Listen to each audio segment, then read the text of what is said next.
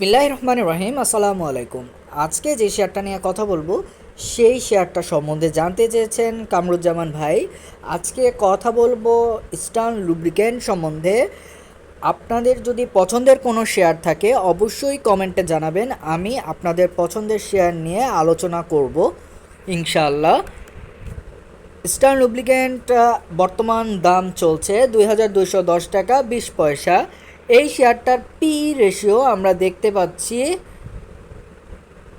589 টাকা 91 পয়সা। এই শেয়ারটা ফুয়েল অ্যান্ড পাওয়ার সেক্টরের একটা শেয়ার। এই শেয়ারটার ইপিএস গত বছর এবং কি এ বছরের তুলনা আমরা দেখতে পাচ্ছি Q1 অর্থাৎ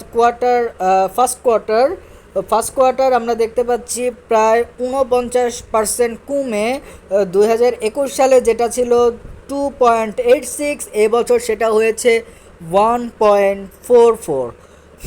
Q2 অর্থাৎ সেকেন্ড কোয়ার্টারের যে ইপিএসটা সেটা গত বছর ছিল 2.94, এবছর সেটা কমে প্রায় 65% কমে এবছর হয়েছে 1.02। Q3 ইপিএস আমরা দেখতে পাচ্ছি গত বছর ছিল 31.89, এবছর সেটা অনেক কমে গেছে, সেটা এবছর অবস্থান করতেছে 0.35 অনলি। যাই হোক, গত বছর যে জায়গায় অ্যানুয়াল ইপিএস ছিল 52.18, এবছর সেই ইপিএস কমে একেবারে তলানিতে ঠেকেছে। এবছর ইপিএসের পরিমাণ 3.75। এখানে আমরা ন্যাভ দেখতে পাচ্ছি, এই শেয়ারটার ন্যাভ বর্তমানে 227.63। টোটাল সিকিউরিটিজ, টোটাল শেয়ার সংখ্যা দেখতে পাচ্ছি 11,93,000। পেইড আপ ক্যাপিটাল দেখতে পাচ্ছি 1,20,00,000 টাকা।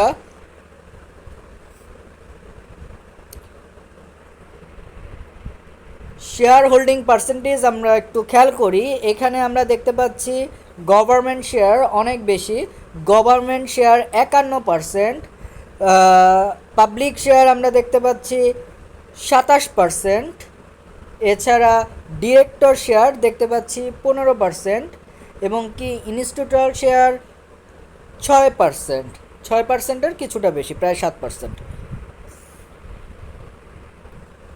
এখানে আমরা পি রেশিও দেখতে পাচ্ছি, পি রেশিও এবছর অনেক বেশি, প্রায় 2474% বৃদ্ধি পেয়েছে। এটার কারণ আপনারা হয়তো বা বুঝতে পারছেন, ইপিএস এবছর অনেক কম, সে কারণে এবছর পি রেশিও আমরা দেখতে পাচ্ছি 589.91, যেটা গত বছরে ছিল মাত্র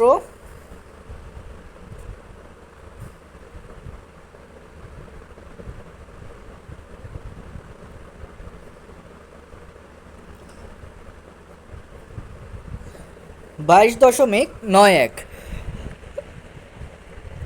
ইপিএস গ্রোথ আমরা যদি একটু দেখতে চাই তাহলে আমরা দেখতে পাবো 13 থেকে 15 পর্যন্ত ইপিএস তেমন একটা ভালো ছিল না, 3 এবং কি 5-এর মধ্যে ছিল। পরবর্তীতে মানে 2016 থেকে 2019 পর্যন্ত এটার ইপিএস মোটামুটি ভালো ছিল এবং কি 2021-এ এসে সর্বোচ্চ ইপিএস আমরা দেখতে পাচ্ছি যেটা 52.18। এবছর আবারও সেই তলানিতে ঠেকেছে 3.75। প্রফিট স্টোরি আমরা দেখতে পাচ্ছি গত বছর প্রফিট করেছে শেয়ারটা প্রায় 5,19,00,000 টাকা। এবছরের প্রফিটটা দেওয়া নাই, 2020 সালে প্রফিট করেছে 54 লক্ষ টাকা। এছাড়া ন্যাভের যে গ্রোথ সেটা আমরা দেখতে পাচ্ছি, ন্যাভের গ্রোথটা কিন্তু পজিটিভ। এই শেয়ারের এখন পর্যন্ত যা দেখলাম সব কিছুই তেমন একটা ভালো লাগলো না, বাট ন্যাভটা আসলে কিছুটা আশাদায়ক। এছাড়া আরেকটা জিনিস আশাদায়ক, সেটা হলো গভর্নমেন্ট শেয়ার হোল্ডিং পার্সেন্টেজে গভর্নমেন্ট শেয়ার বেশি, এটাও খুব ভালো একটা লক্ষণ আমার মতে। যাই হোক, যেটা নিয়ে কথা বলতেছিলাম, ন্যাভটা এবছর বৃদ্ধি পেয়ে 227.36 হয়েছে। গত বছর ন্যাভ ছিল 178.45।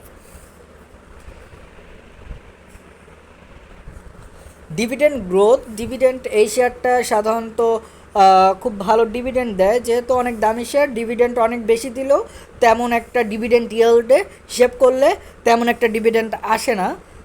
কিন্তু গত বছর 2021-এ 20% স্টক ডিভিডেন্ড, 140% ক্যাশ ডিভিডেন্ড দিয়েছে, যা অত্যন্ত ভালো ডিভিডেন্ড।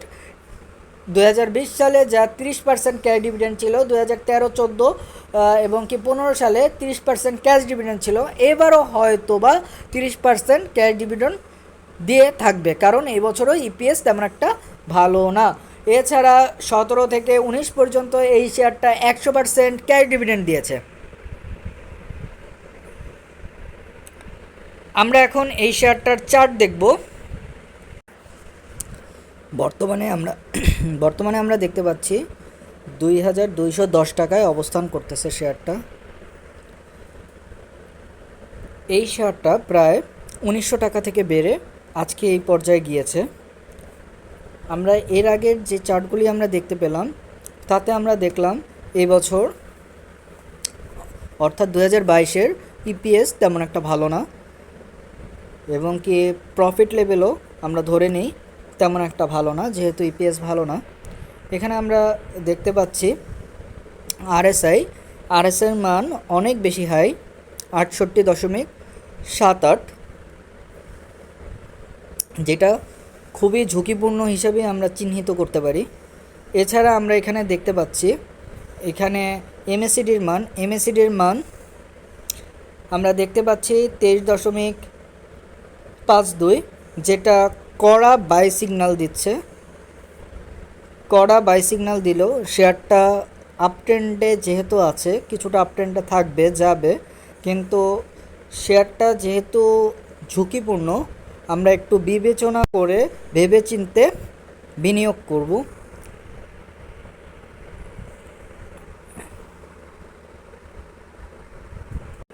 এখন সাপোর্ট রেজিস্ট্যান্স নিয়ে কথা বলবো। এই শেয়ারটা যে জায়গায় অবস্থান করতেছে তার ইমিডিয়েট নিচে সাপোর্ট লেভেল হলো 2179 টাকার 70 পয়সায়। রেজিস্ট্যান্স রয়েছে 2715 টাকা। এখন কথা হলো অত দূর যেতে পারে কিনা শেয়ারটা। এছাড়া সাপোর্ট লেভেল রয়েছে, আপনারা দেখতে পাচ্ছেন 1655, 1461, 1297, 973, 992।